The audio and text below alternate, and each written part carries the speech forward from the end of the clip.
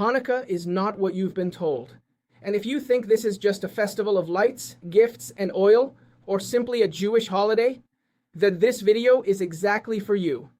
Because Hanukkah doesn't begin with a miracle. It begins with a Jewish civil war in ancient times, during the Greek Empire, with Jews fighting other Jews for thinking differently, with a temple desecrated not only by foreigners, but with internal complicity, and with an uncomfortable question that is almost never taught publicly. What was it that was truly being celebrated? The official story speaks of light overcoming darkness, but the real story is harsher, more human, and much more unsettling. A people divided between fidelity to their identity and the seduction of a dominant culture. A conflict that was not resolved with swords, but with moral decisions. And here comes the truly surprising part. The famous miracle of the oil does not appear in the oldest sources. It was incorporated centuries later. Why? What were the sages trying to emphasize? Or what did they want to hide? Hanukkah doesn't celebrate power. It celebrates resistance. It doesn't celebrate political victory. It celebrates spiritual survival. And yet the very heroes of this story ended up becoming, centuries later, what they fought against: corruption, Hellenization, alliances with foreign empires. All of that is also part of Hanukkah, although it is rarely mentioned. This is not a children's holiday, nor is it the Jewish Christmas, although the light decorations might suggest otherwise, but it's nothing of the sort. It's a historical warning, an uncomfortable mirror, and a message that remains dangerously relevant. If you want to understand why Hanukkah still matters today, if you want to know what isn't taught in public celebrations, and if you are willing to look at this holiday without romanticizing it, then stay tuned, because what comes next completely changes the way you understand Hanukkah. This is Abel Flores speaking, and I'm very grateful that you're here studying with us at La Mishna TV. Before we begin, please remember to subscribe if you haven't already, and give us a like. Let's get started. Let's begin with the first point. The first of three controversies we'll discuss today. There's a detail that often makes people uncomfortable, even those who celebrate Hanukkah enthusiastically every year. A detail that is almost never mentioned in schools, in songs, or in holiday speeches. Hanukkah does not appear in the Torah. It is not written in any of the Torah scrolls that we read in the synagogue. It's not in Genesis, not in Exodus, not in Leviticus, Numbers, or Deuteronomy. Absolute silence. And this silence is significant. In Judaism, the written Torah is not just a sacred book. It is the axis of time, the source of authority, the very calendar of Jewish history. Passover is there in great detail. Sukkot too, Shavuot, even Rosh Hashanah and Yom Kippur have their textual foundation. Hanukkah, on the other hand, does not. So the inevitable question arises, where does it come from? Its origin is not in the Torah, but in later historical texts, mainly in the books of the Maccabees, texts that incidentally are not even part of the traditional Jewish biblical canon. They were preserved in other traditions, in Greek, outside the Tanakh. This alone should give us pause. The foundational story of Hanukkah comes to us from outside the classic framework of Revelation. Added to this is the rabbinic tradition, centuries after the events. The sages of the Talmud took this historical memory and reinterpreted it, gave it new meaning, and reformulated it. In the tractate Shabbat, Hanukkah appears not as a holiday ordained by God at Sinai, but as a rabbinic institution, a human, spiritual, and pedagogical decision. And here the historical debate begins. Because if Hanukkah is not biblical, what status does it have? Is it equal to Passover? Does it have the same weight as Sukkot? Or is it something different? A celebration constructed by history and not by direct revelation. The sages were very aware of this tension. That's why there is no prohibition against working on Hanukkah. It is not a Yom Tov, a major holiday. It doesn't interrupt daily life. It doesn't impose mandatory rest. Lights are lit, yes, but the world keeps turning. As if the tradition itself were saying, this is important, but not in the same way. And yet, here lies the paradox. A holiday that doesn't appear in the Torah, that isn't biblical, that originates from historical texts and rabbinic decisions, ends up becoming one of the most visible, most widely observed, and most symbolic celebrations in Judaism. How did that happen? What is it about Hanukkah that allowed it to endure for centuries without being written in the Torah? What profound need did it address? What void did it fill? What hidden message justified its continued existence? Perhaps the fact that it's not in the Torah isn't a weakness. Perhaps it is, precisely, the clue we need to understand its true meaning. And that answer, we haven't yet illuminated it. The second controversy is less spiritual but more historical and social. When we think of Hanukkah, we almost automatically imagine a clear and comfortable narrative. Jews against Greeks, light against darkness, oppressors against the oppressed. A clean, morally straightforward story, easy to tell to children. But the real story, as is often the case, is far more uncomfortable. Because the Maccabean rebellion was not just a war against a foreign empire. It was, first and foremost, a Jewish civil war. In the 2nd century BCE, the Jewish world was deeply divided. On one side were the traditionalist Jews, clinging to the Torah, the temple, and ancestral law. On the other were Jews who admired and adopted Hellenistic culture, its philosophy, its aesthetics, its language, its way of understanding progress. They weren't foreign traders. They were Jews. They lived in Jerusalem, spoke Hebrew, offered sacrifices, and at the same time dreamed of being part of the Greek world. Hellenization didn't arrive only with armies.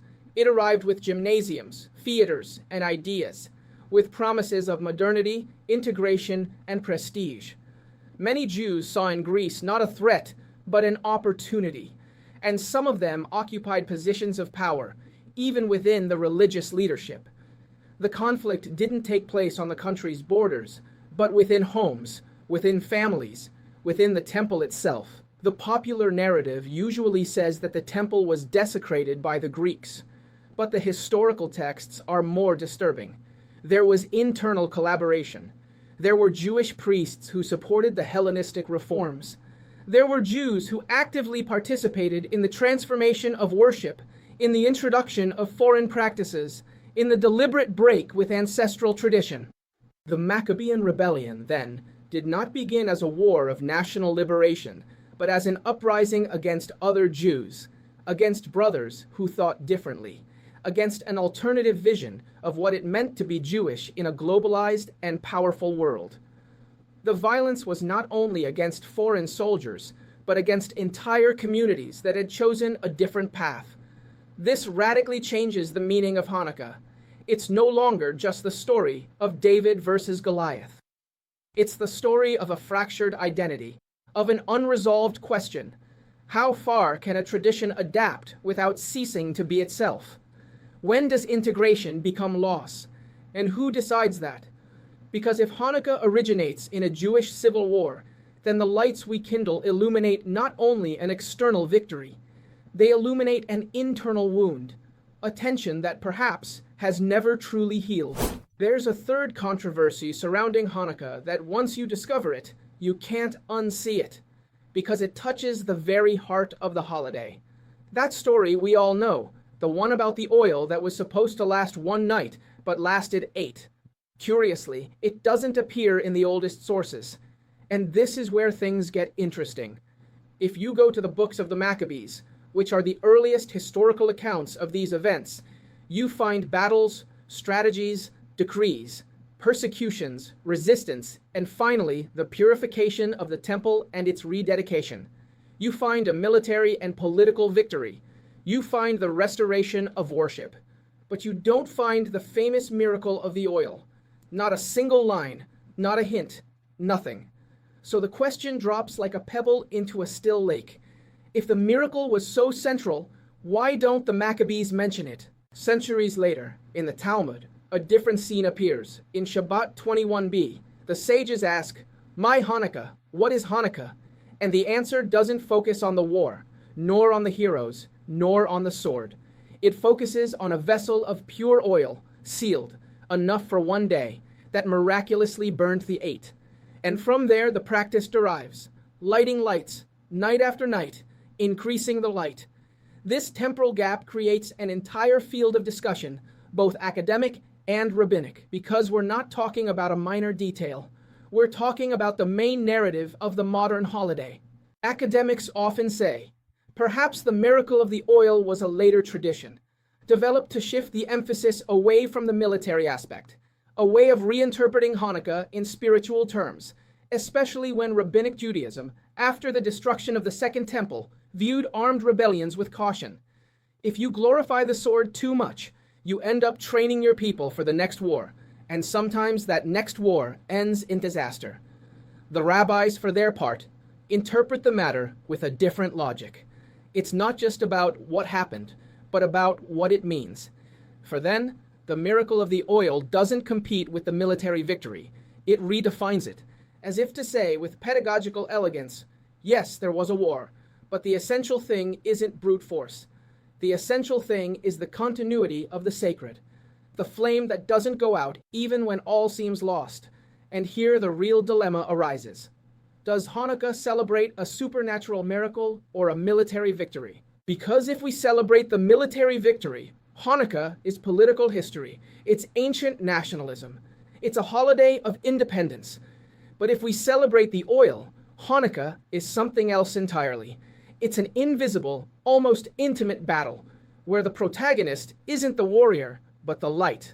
And then the mystery deepens. Why does the Talmud answer the question, what is Hanukkah, by speaking of oil and not of armies? What were they really trying to teach, and what were they trying to avoid? Perhaps the miracle of the oil isn't just a story. Perhaps it's a filter, a lens, a deliberate rewriting of memory. But if that's the case, the question isn't whether it happened. The question is, why do we need it to have happened? Now we'll talk about 3 interesting facts. There's one curious thing about Hanukkah that baffles anyone who looks at the history with a bit of honesty. Today, it seems like one of the most visible holidays on the Jewish calendar. Lights in the windows, public celebrations, songs, gifts, recognizable symbols even outside the Jewish world. But for centuries, Hanukkah was a minor holiday. Minor in legal, liturgical, and spiritual terms. It's not a Yom Tov, major holiday. There are no work restrictions. It doesn't occupy entire treatises of the Talmud. It doesn't structure the calendar, like Passover, Shavuot, or Sukkot. In many ancient communities, Hanukkah passed almost in silence. The lights were lit, short blessings were recited, and life went on. Nothing more. So, how did this radical shift occur? The answer lies not in antiquity, but in modernity, especially in the diaspora. When Jews began to live immersed in predominantly non-Jewish societies, a new phenomenon appeared. Winter ceased to be a neutral season. It became filled with celebrations, symbols, lights, public rituals, and family gatherings with enormous emotional and cultural significance. Faced with this landscape, Hanukkah began to grow, not by rabbinic decree, but out of social necessity. It became an identity-affirming response, a way of saying, we too have light in the winter. We too have a story to tell our children. We too have a visible, repeatable, domestic, and emotional ritual. In this context, Hanukkah began to occupy a space it didn't have before. It became educational, family-oriented, almost pedagogical, ideal for homes, for schools, for communities that needed to reinforce belonging without imposing restrictions that were difficult to maintain in modern environments. It didn't require time off work. It didn't isolate. It didn't radically separate from the surrounding environment. It allowed participation in the world without disappearing into it. And so, a secondary holiday began to become central, not because of its halakhic weight, but because of its symbolic weight, not because of what it prohibits, but because of what it allows. Visible light, affirmed identity, tradition without social rupture. But this transformation raises a disturbing question. If Hanukkah has become central for modern cultural reasons, what are we really celebrating today? The ancient story, or a contemporary need, the victory of the past, or the survival of the present? Because when a holiday shifts its place in a people's emotional calendar, something profound is happening. And perhaps Hanukkah, more than an ancient festival, is a modern mirror, one that we haven't yet fully understood. There's a second curious aspect of Hanukkah that often goes unnoticed, but which speaks volumes. During Hanukkah, one can work. Daily life doesn't stop. There's no prohibition against lighting a fire, no suspension of commerce, no mandatory rest imposed by law. Hanukkah is not a Yom Tov, a major holiday, and in Judaism, that's not a technical detail. It's a statement. The great biblical festivals interrupt time. Passover, Shavuot, Sukkot, Rosh Hashanah, Yom Kippur, all require us to stop. The world slows down so that human beings can remember something essential. Not working isn't about comfort, it's spiritual pedagogy. It's the Torah saying, now you stop, because this is bigger than your routine. Hanukkah, on the other hand, demands none of that. You work like any other day. You leave early, you come home tired, you light the menorah at sunset, and the next day, it's back to work. As if the holiday doesn't seek to dominate time, but rather to infiltrate it. The sages were clear. Hanukkah was not instituted as a Yom Tov. No work is prohibited. The celebration is concentrated in a single act, lighting candles. A brief, everyday, almost fragile gesture. You don't change your schedule, you add a flame. And this opens up a profound interpretation. Perhaps Hanukkah doesn't come to take us out of the world, but to teach us how to live within it. It doesn't sanctify rest, it sanctifies continuity. It doesn't separate us from reality, it illuminates it from within. In practice, this makes Hanukkah an extraordinarily adaptable holiday. It can be observed in any context, in the diaspora, in demanding work environments, in societies where stopping isn't always possible. Hanukkah doesn't compete with modern life, it slips into it. But this very flexibility generates a silent tension. If there are no prohibitions, if there's no mandatory pause, what prevents the holiday from becoming diluted? What guarantees that the light won't become merely decorative, almost optional? Perhaps that's why the heart of Hanukkah isn't rest, but intention. No one is forcing you to stop. No one is forcing you to light the candles. The question isn't what you can't do, but whether you choose to do something. And in that everyday, small, uninterrupted choice, Hanukkah presents a subtle challenge. Can the sacred survive without imposing itself? Can a light continue to shine when the world doesn't stop to see it? That question, like the flame itself, continues to burn. There's also a third curious aspect of Hanukkah that seems technical, almost decorative, but which holds surprising depth. The menorah has 9 branches, but only 8 count as ritual lights. The 9th candle, the shamash, doesn't count. It's there, but it doesn't quite belong, and this exclusion is not accidental. The 8 lights represent the days of Hanukkah. They are sacred. They cannot be used to light a room, read a text, or perform any practical task. Their function is not to serve, but to signify. They are lit to be contemplated, not to be used. In rabbinic language, they are lights of holiness. The shamash, on the other hand, has a different role. It is the auxiliary light, the one that lights the others, the one that technically allows us to see without transgressing the principle of not using the sacred lights. It is placed slightly higher, or to the side, visually marking its difference. It is part of the menorah, but not part of the count. And here the inevitable question arises: why this precise distinction? The sages understood something very subtle. If all the lights were the same, sooner or later we would use them, to read, to walk, for practical purposes. And then the sacred would become utilitarian. The shamash exists to protect the purity of the symbol, to absorb the practical use and leave the meaning intact. But this structure also functions as a powerful metaphor. The main lights do not directly illuminate the world. They don't solve problems. They don't produce immediate benefit. They simply are. They shine. They bear witness. The shamash, on the other hand, does serve. It does illuminate. It does act. And therefore, paradoxically, it is not counted. It's an almost ironic scene. The most active light is the least recognized. The most useful is the least sacred. The one that allows everything to function is not included in the symbolic number. So one can't help but wonder, What does the shamash truly represent? Is it just a technical solution? Or is it a disguised teaching? Is it telling us something about leadership, about service, about the role of the one who holds the light without being the center?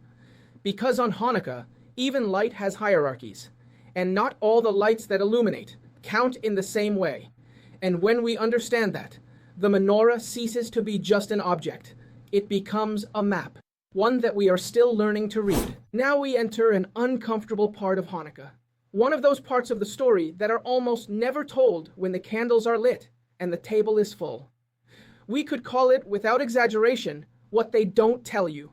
And the first point of the last three in this video is as uncomfortable as it is undeniable. The Hasmonean dynasty ended up being corrupt. The original Maccabees appear in history as religious heroes. They were not conquerors or professional politicians. They were rural priests who rose up in defense of the Torah, the temple, and an identity they felt was in danger. They fought against the imposition of Hellenistic culture, against the desecration of worship, against a power that sought to redefine the Jewish soul. Up to that point, the story is inspiring. But history doesn't stop with the victory. As the generations passed, their descendants took a very different path. The Hasmoneans not only ruled, they seized the priesthood, despite not belonging to the legitimate line of the Kohanim according to tradition. They mixed political power and religious authority. And that combination, as so often in history, proved explosive.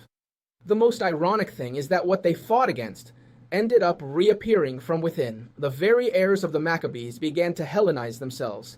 They adopted customs, lifestyles, and power dynamics characteristic of the Greek world. They distanced themselves from the values of humility, fidelity, and restraint that had inspired the original rebellion. Later sages were not lenient about this. In rabbinic texts and in traditions transmitted with a critical tone, the Hasmonean dynasty is presented as a tragic example of how a just cause can degenerate when power becomes absolute. Some even claim that the fall of the Second Temple begins, in part, with the Hasmonean mistakes. And here the truly uncomfortable question arises. If the heroes of Hanukkah ended up becoming what they fought against, what exactly are we celebrating? The beginning of a revolution, or its long-term moral failure? Perhaps Hanukkah isn't just a holiday about external enemies, but an internal warning. A light that reminds us that winning isn't enough, that victory isn't enough, that even the most sacred causes can become corrupted when they forget why they began. And that perhaps is the hardest part to confront, because it doesn't speak of the past, it speaks of us. This second point of what they don't tell you is even more subtle, and perhaps more disturbing. Hanukkah commemorates a rededication, but not only of the temple, also of power. And that political rededication, if we are honest with history, was a failure. Yes, the temple was purified, the worship was restored, the desecration ended. That is real, and it is significant. But while the lights were being relit in the sanctuary, something very different was beginning to take shape on the level of government.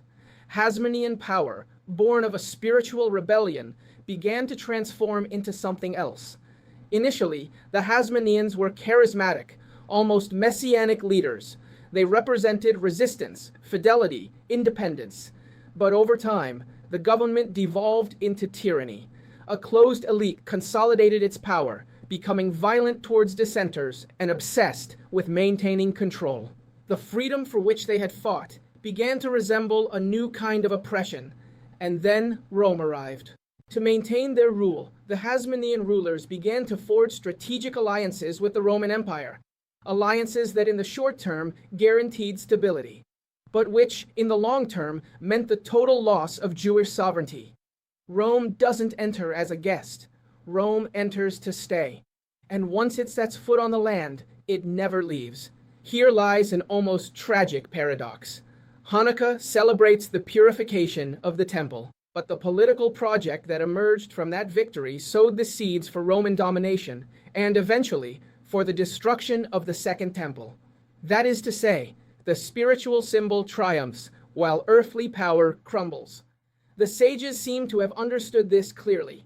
That is why Hanukkah is not structured as a nationalist holiday, There are no psalms of conquest, no coronations, no exaltation of the state. The rabbinic narrative shifts the focus from government to light, from the throne to the menorah, from power to meaning. In that shift lies an uncomfortable but profound lesson. Not every spiritual victory translates into political success, and not every power that arises from a just cause manages to maintain its integrity over time. Perhaps that is why Hanukkah does not celebrate an eternal kingdom. It celebrates a moment of clarity, a moment in which, even though power failed, meaning survived. And the question lingers like a flame that refuses to be completely extinguished. Which is more enduring, the government or the light?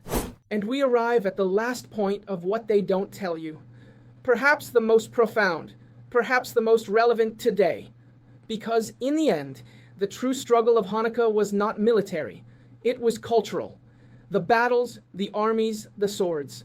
All of that undoubtedly happened, but it wasn't the core of the conflict. The most dangerous decree wasn't the one that prohibited rituals, but the one that offered a new way of thinking. Hellenism didn't just seek to dominate territories. It sought to redefine identities. Greek culture was sophisticated, brilliant, seductive. It brought philosophy, art, science, sports, social prestige. It didn't only compel through violence, it persuaded. It invited the Jew to continue being Jewish, but reinterpreted. A modern Jew, integrated, aesthetically Greek, spiritually diluted. And there was the real battlefield, not on the city walls, but in the mind. Not in the body, but in the internal narrative. Because when a culture manages to make you adopt its values as your own, it no longer needs to impose itself by force. Assimilation is always more efficient than repression. Many Jews accepted that proposal, not because they hated their tradition, but because they believed they could adapt it without losing it. The problem is that you don't always notice the exact moment when an adaptation becomes a substitution. The Torah begins to be translated, then reinterpreted, then relativized, and finally forgotten. The Maccabean rebellion, at its root, was an act of ideological resistance, a refusal to allow Jewish identity to be redefined from the outside and from the inside simultaneously. They didn't fight only for the physical temple, but for the meaning of the temple. Why a light is lit, for whom, and with what intention? That's why the ultimate symbol of Hanukkah is not a sword, but a flame. The flame doesn't conquer, it doesn't compel, it doesn't shout, but it endures. And as long as it endures, it remembers. Hanukkah doesn't ask how many enemies you defeated. It asks what values you continue to transmit. It doesn't ask how much strength you have. It asks what ideas inhabit you. And perhaps that's why this story remains so uncomfortably relevant. Because empires no longer always forbid. Today, above all, they seduce. And the essential question of Hanukkah remains open, burning, and unresolved. What part of your identity are you willing to compromise? And which part are you not? If this content made you think, I invite you to subscribe, like, and share it. Visit us at lemishna.com to delve much deeper. There you'll find articles, studies, and also our free course on the entire Mishna in Spanish and English, in the playlists of this channel. I invite you to keep watching more videos, because understanding this ancient tradition isn't about looking to the past. It's about learning to illuminate the present.